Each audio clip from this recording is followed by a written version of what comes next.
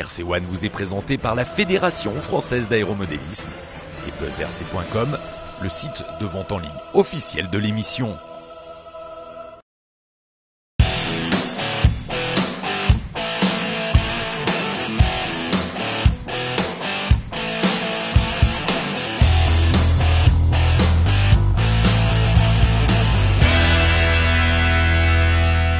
Bonjour et bienvenue pour ce numéro de rentrée de RC One, une rentrée qui s'annonce riche en nouveautés, que ce soit dans le domaine des voitures, des avions ou des mini-drones.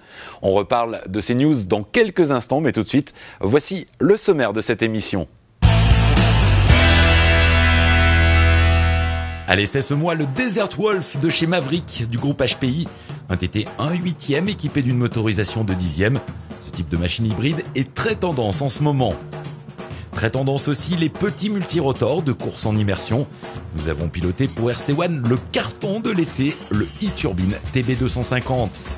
Enfin, nous avons testé la GT10 RS de chez Charisma, une touring brushless au 1/10e équipée d'une carrosserie hyper réaliste. Les fabricants n'attendent plus le salon de Nuremberg en début d'année pour lancer les nouveautés et on va se régaler dès maintenant pour cette rentrée. On va commencer avec les Monster Truck de chez Traxxas, le Craniac et le Scully, des gueules terribles qui pourraient effrayer les gamins mais qui vont vraiment les amuser. Le châssis de ces deux machines est connu, c'est celui du Stampede, l'un des meilleurs bashers du marché. Ils sont livrés tous les deux prêts à rouler et complets, avec une motorisation charbon qui est largement suffisante pour les débutants. Un accu NIMH de 7 éléments et surtout, très intéressant, les nouveaux chargeurs qui équipent les kits Traxxas, désormais des chargeurs 4 ampères qui permettent de charger très rapidement les accus. Seul petit inconvénient, ils se branchent sur l'allume-cigare. Heureusement, une alimentation pour le brancher sur le 220 volts est disponible en option.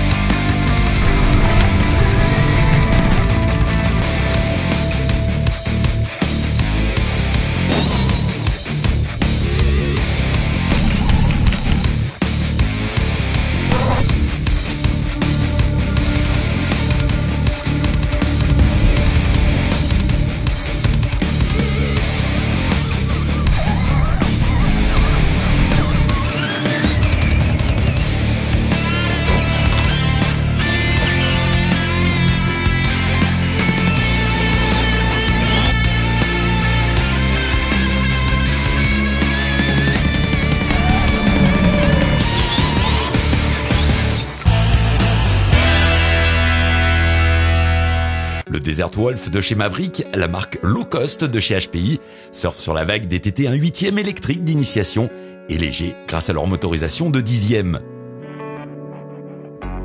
Ce buggy se situe sur le même marché que le Revenge de chez ECX que nous avions essayé il y a quelques mois.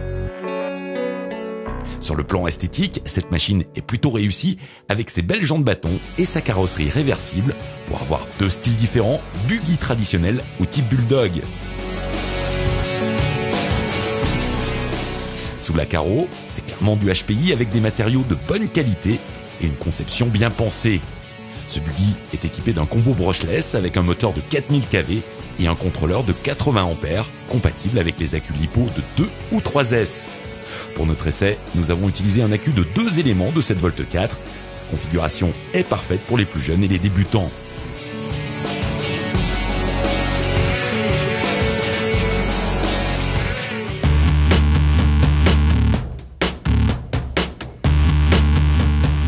Dans les sections rapides du circuit, le constat est le même que pour le Revenge. La voiture est moins rapide qu'un 8e, mais compense ce manque de puissance par un poids plume. Le Desert Wolf est 30% plus léger que ses grands frères. Les pneus d'origine nous ont surpris durant l'essai, bien que la piste soit accrocheuse, ils ont fait le job et le remplacement par de bonnes gommes n'est pas nécessaire pour les premiers roulages. La radiocommande, très plastique, n'est pas la plus belle du marché, mais ça fonctionne, alors tant pis pour la frime. Le Desert Wolf est livré sans accu ni chargeur et nous vous conseillons de compléter votre achat avec un cerveau plus costaud et rapide. Celui d'origine est volontaire, mais avoue trop rapidement ses limites. Bien que les amortisseurs ne soient pas des modèles à gros volume, ils sont très efficaces, ils absorbent parfaitement les sauts, la voiture saute bien à plat et elle est très facile et amusante. Vendu seul aux environs de 330 €, le Desert Wolf est un très bon produit pour les pilotes amateurs qui souhaitent rouler sur circuit mais qui veulent aussi bâcher avec un buggy à tout faire. Le Desert Wolf marque un tournant de la marque Maverick qui prend enfin une autre dimension avec une montée en gamme évidente. Enfin, si vous préférez le look des short courses, Maverick propose le Timberwolf, conçu sur la même base, seules les roues et la carrosserie diffèrent.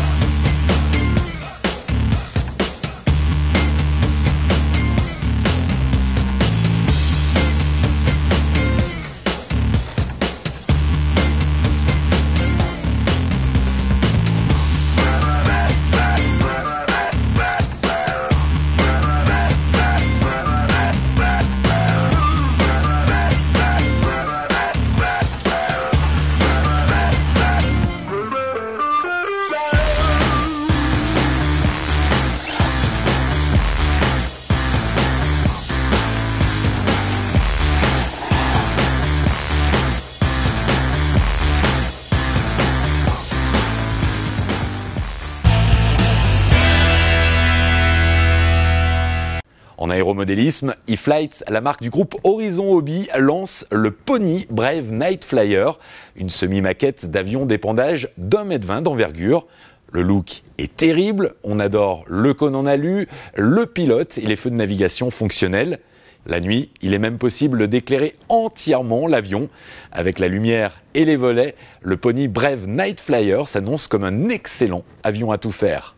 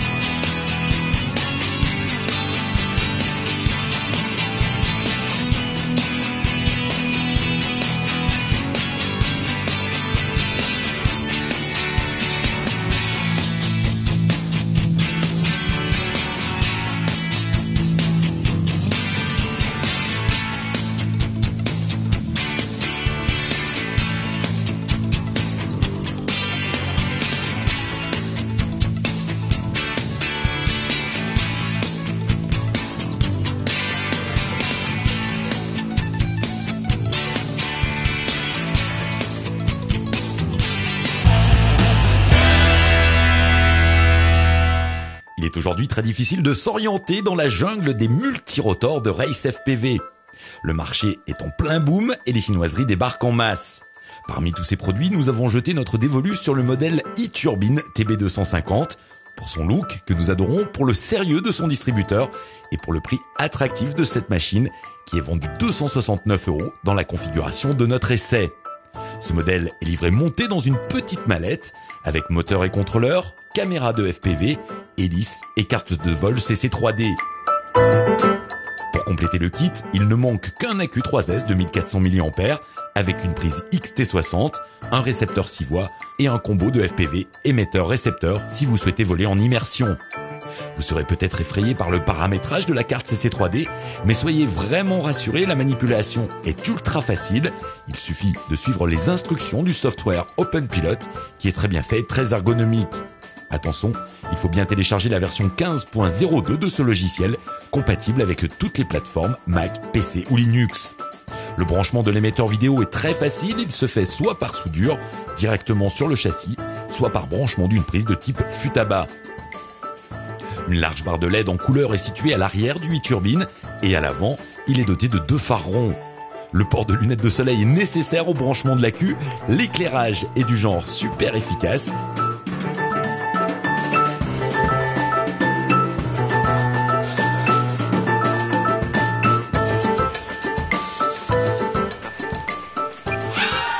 Cette puissance facilite grandement le vol et le repérage de la machine. Pour le vol en immersion ou les vols débridés à pleine puissance, le e-Turbine est un excellent produit. En FPV Race, les crashs sont fréquents, mais le TB250 est très costaud et le coût des pièces est plus que raisonnable. Comptez 4 € le bras et une dizaine d'euros les platines en carbone du châssis.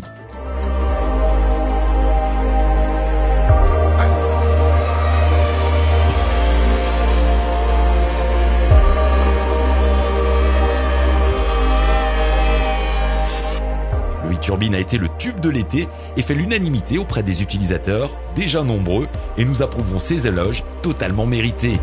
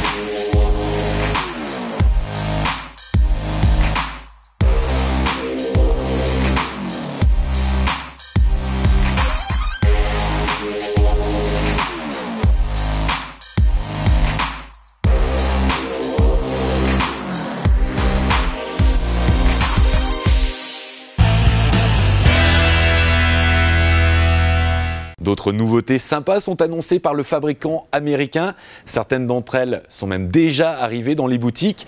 Parmi elles, un micro F16 et un petit biplan qui viennent compléter la gamme des UMX.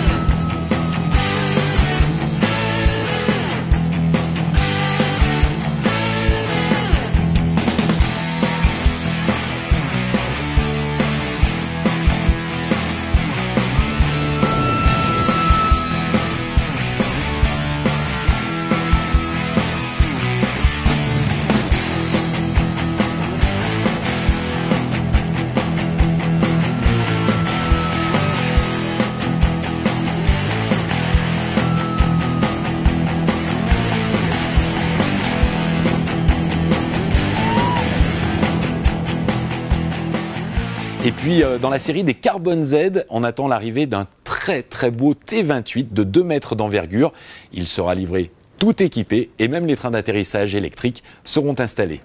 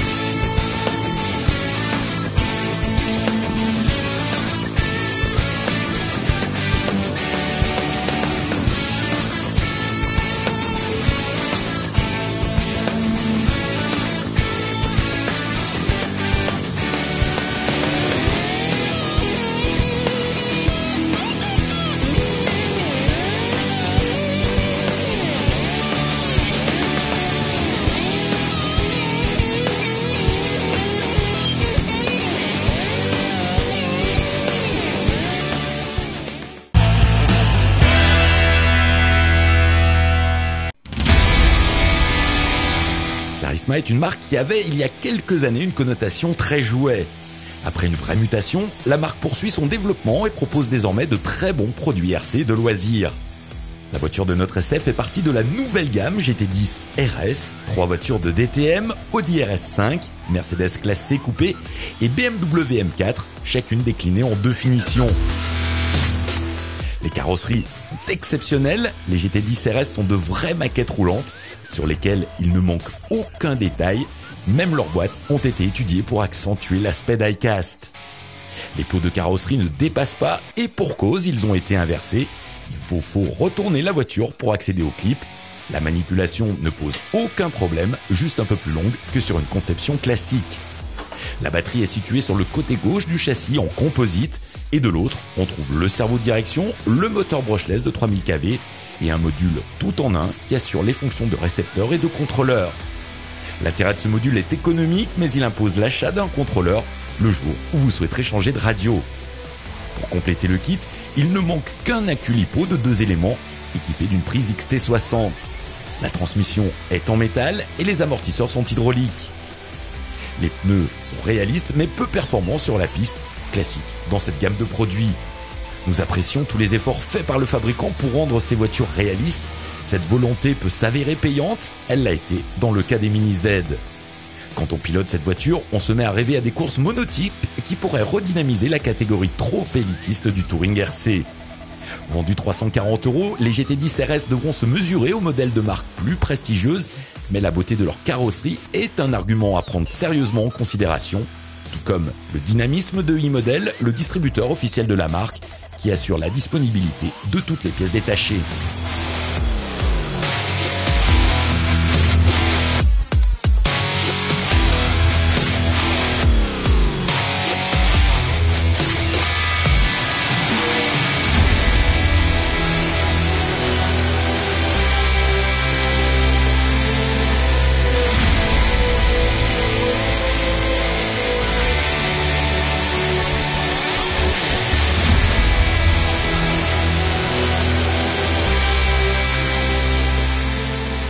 On a vraiment l'impression de piloter une vraie et c'est vraiment sympa. Il y a un bon ressenti en plus avec la voiture, donc après il y a 2-3 petites choses à retoucher, mais c'est vraiment un bon ressenti. Si on veut se lancer en compétition avec ce châssis, il faudra peut-être revoir donc déjà les pneus, amortisseurs et voir peut-être le moteur aussi qui souffre en ligne droite et qui manque de peps au niveau de la ligne droite, mais qui est largement suffisant dans le série.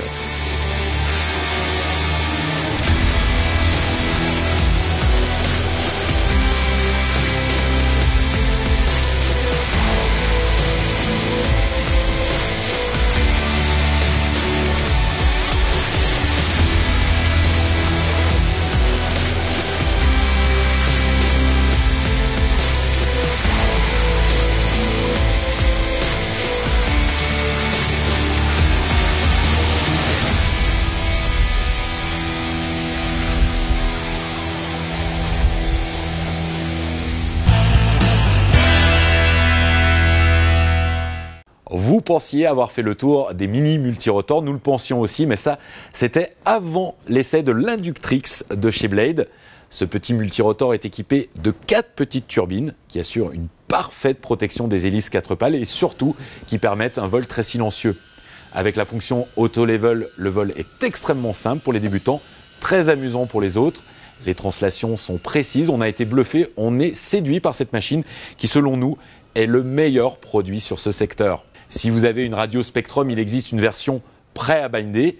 Et si vous n'avez pas de radio, eh bien vous pouvez toujours vous procurer l'ensemble prêt à voler avec une petite radio, le tout pour moins de 70 €.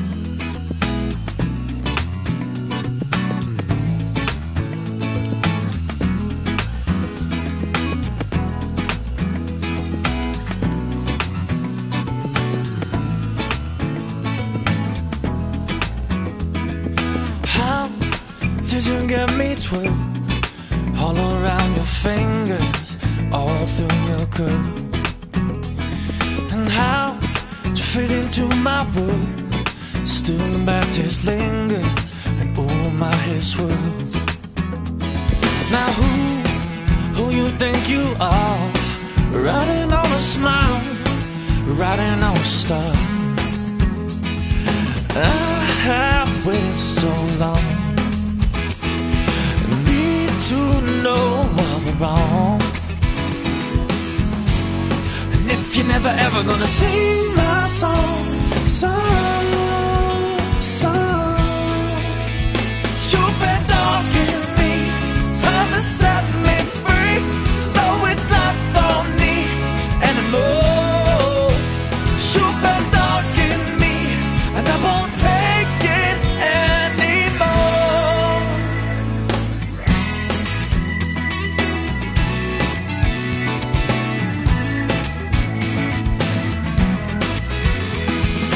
Why do I say your name when I'm with another?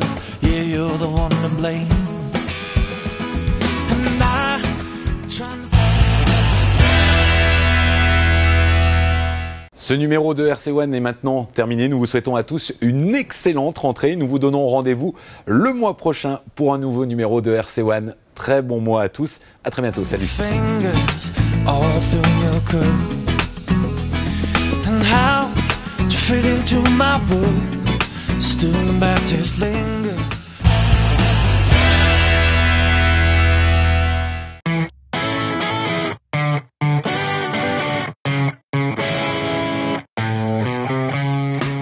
Nous vous rappelons que si vous souhaitez pratiquer ou vous initier à l'aéromodélisme, vous trouverez tous les conseils et le club le plus proche de chez vous sur le site officiel de la Fédération française d'aéromodélisme, ffam.asso.fr.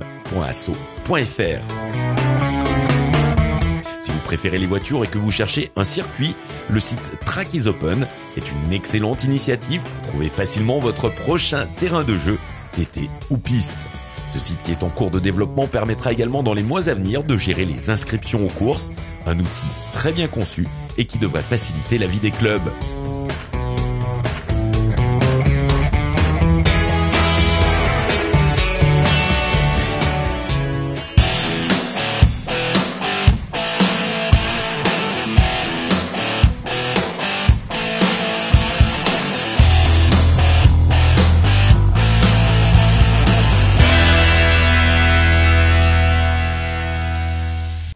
RC1 vous a été présenté par la Fédération française d'aéromodélisme et buzzrc.com, le site de vente en ligne officiel de l'émission.